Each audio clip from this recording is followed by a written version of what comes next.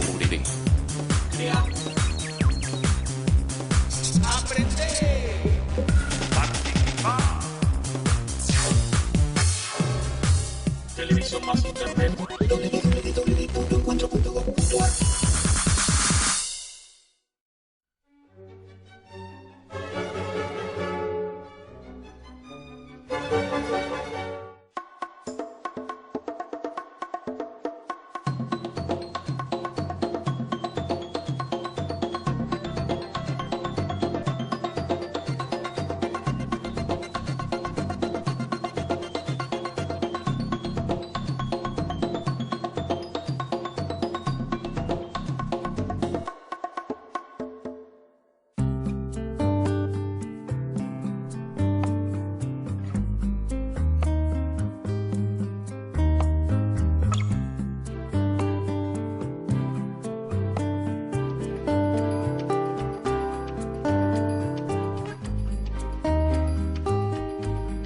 En distintas épocas pasadas de la Tierra existieron faunas y floras muy diversas de las actuales.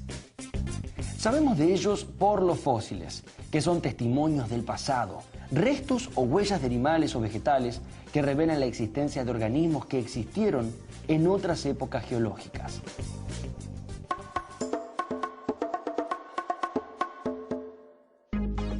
Los fósiles llegaron a nosotros conservados en distintos niveles de las capas terrestres. Gracias a ellos, miles de millones de años después, podemos estudiar la gran variedad de especies que habitaban nuestro planeta y entender los cambios que se produjeron y se producen todavía hoy en la corteza y en el interior de nuestro planeta. Actualmente sabemos que la distribución de los continentes, sus formas y sus relieves no son los mismos que hace 200 millones de años, cuando los continentes estaban unidos en una sola masa de tierra firme. Esa única masa comenzó a separarse a lo largo del tiempo y formó subcontinentes hasta llegar a su forma actual. Antiguamente se había creído que la distribución de los mares y los continentes había permanecido sin cambiar desde su origen, pero esta idea parecía contradecirse con las similitudes que se encontraban entre las especies de plantas y animales e incluso en el tipo de rocas y formaciones geológicas de zonas del planeta separadas por enormes océanos. El hallazgo de rastros similares en especies fósiles de continentes muy lejanos entre sí fue el primer indicio. A partir de allí, los paleontólogos relacionaron los fósiles de uno y otro lado del planeta y comenzaron a esbozar algunas respuestas. La tenacidad de los investigadores permitió que se conformaran grandes colecciones de fósiles. Piedras con curiosas formas se convirtieron en evidencia científica y permitieron elaborar diferentes hipótesis sobre cómo era la vida hace más de 200 millones de años. Algunas colecciones de registros fósiles se encuentran expuestas en diferentes museos del mundo, cerca de las zonas de excavación o yacimientos de fósiles. Los primeros investigadores naturalistas que empezaron a descubrir algunos restos orgánicos en rocas sedimentarias, aflorando en superficie, inmediatamente reconocieron por las características anatómicas de esos fósiles, justamente, que se trataba de organismos del pasado y empezaron a hacer una comparación con los organismos actuales, que ya tenían en colecciones en los museos. A partir de ahí se empezó, digamos, a definir qué implicaba o hasta dónde llegaba la definición justamente de fósiles, que es todo resto de organismo del pasado geológico o actividad o evidencia de actividad en vida de esos organismos, como en este caso estas huellas.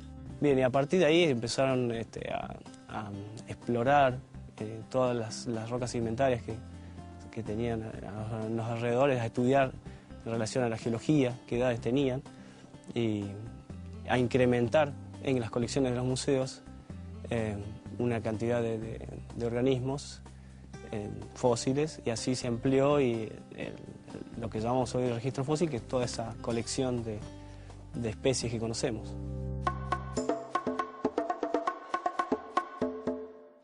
Los primeros hallazgos de restos fósiles de los que se tiene registro sucedieron hace 2500 años en la antigua Grecia y generaron una gran confusión entre los naturalistas de la época. Algunos sostenían que eran manifestaciones de los caprichos de los dioses, otros que se trataban de formas naturales de las piedras, y había también quienes consideraban que eran esqueletos de semidioses o héroes mitológicos. Muy pocos pensaban que eran restos de seres que habían estado vivos en el pasado y que habían sido transformados en piedra con el transcurrir del tiempo. Esta confusión se mantuvo durante mucho tiempo, unos 2100 años más o menos. En el siglo XVI, luego de un gran huracán en la ciudad de Lucerna, Suiza, aparecieron a cierta profundidad varios huesos de gran tamaño. 7 años más tarde, Felix Platter, el médico suizo, llegó a la ciudad atraído por los informes del hallazgo. Platter llevó estos enormes huesos a su laboratorio y luego de exhaustivos estudios reconfirmó su teoría. Aquellos huesos, dijo, eran de un gigante.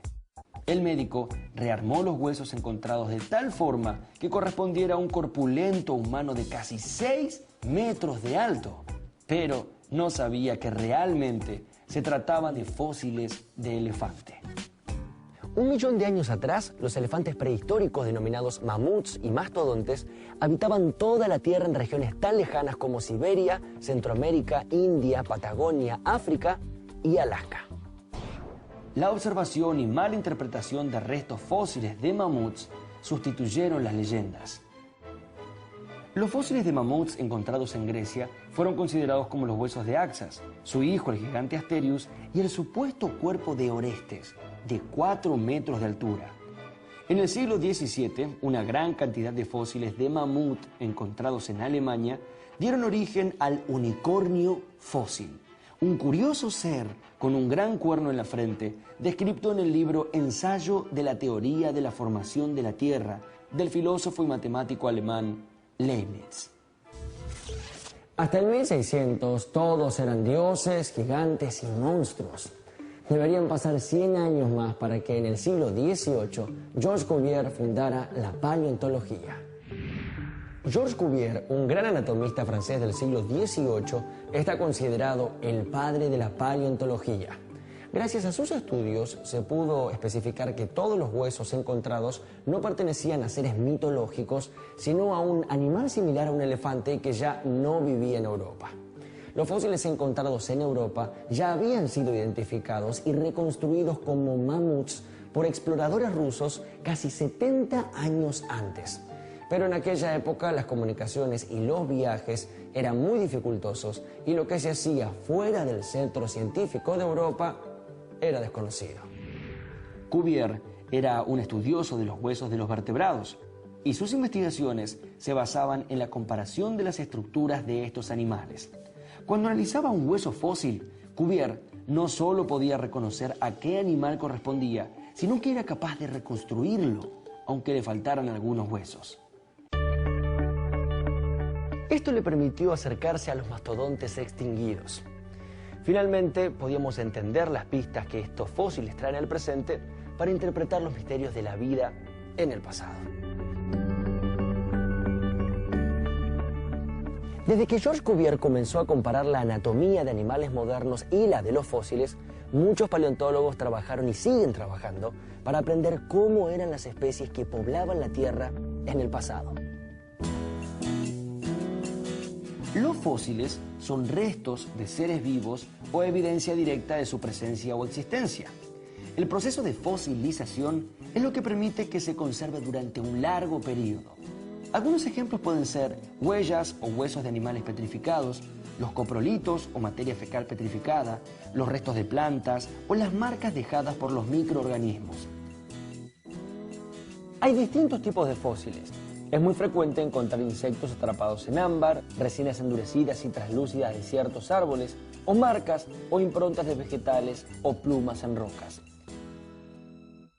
Hay fósiles excepcionales, como los de varios mamuts que se hallaron en Siberia a partir del año 2003, cuyos cuerpos congelados se mantuvieron intactos y completos, desde el pelaje hasta el contenido de vegetales en su estómago.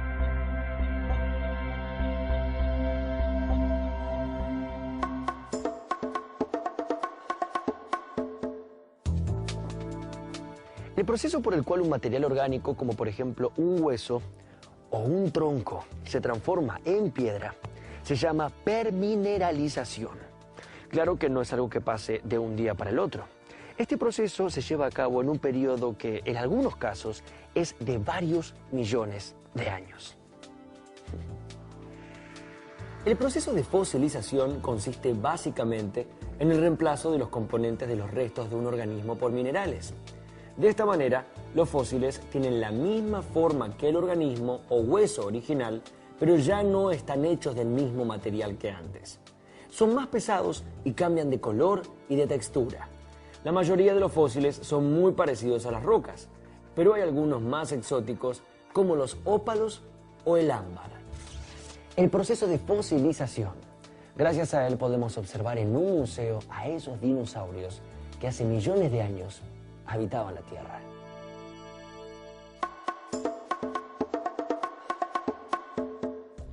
Un ser vivo, por ejemplo un trilobite, muere y queda sobre el suelo. A partir de ese momento, si el ser vivo queda completamente enterrado, se inicia el proceso de fosilización.